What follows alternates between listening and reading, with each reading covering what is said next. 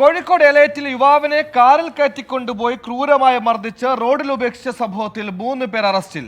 വട്ടോളി സ്വദേശിയും വ്യാപാരിയുമായ മുഹമ്മദ് ജസീമിനെ ആക്രമിച്ച കേസിലാണ് സഹോദരങ്ങൾ ഉൾപ്പെടെ അറസ്റ്റിലായത്.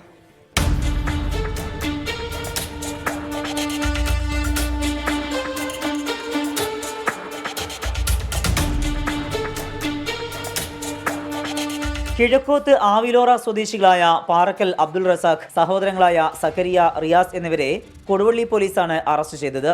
ഈ മാസം 12-നായിരുന്നു കേസിനാസ്പദമായ സംഭവം. വ്യാപാരിയായ ചോലയിൽ മുഹമ്മദ് ജസീമിനെ കടയിൽ നിന്ന് ചില കാര്യങ്ങൾ പറയാനുണ്ടെന്ന് പറഞ്ഞ് ഇറക്കിക്കൊണ്ടുവരികയും കാറിൽ കയറ്റിക്കൊണ്ടുപോയി ക്രൂരമായി മർദ്ദിക്കുകയുമായിരുന്നു. ആളൊഴിഞ്ഞ വീട്ടിലെത്തിച്ചായിരുന്നു അക്രമം. കയ്യിന്റെ എല്ല് പൊട്ടുകയും നെഞ്ചിൽ ഉൾപ്പെടെ പരിക്കേൽക്കുകയും ചെയ്ത ജസീം ചികിത്സയിലാണ്. റിയാസിന്റെ ഭാര്യയുമായി ജസീമിന് സൗഹൃദമുണ്ട് എന്ന് ആരോപിച്ചായിരുന്നു മർദ്ദനം.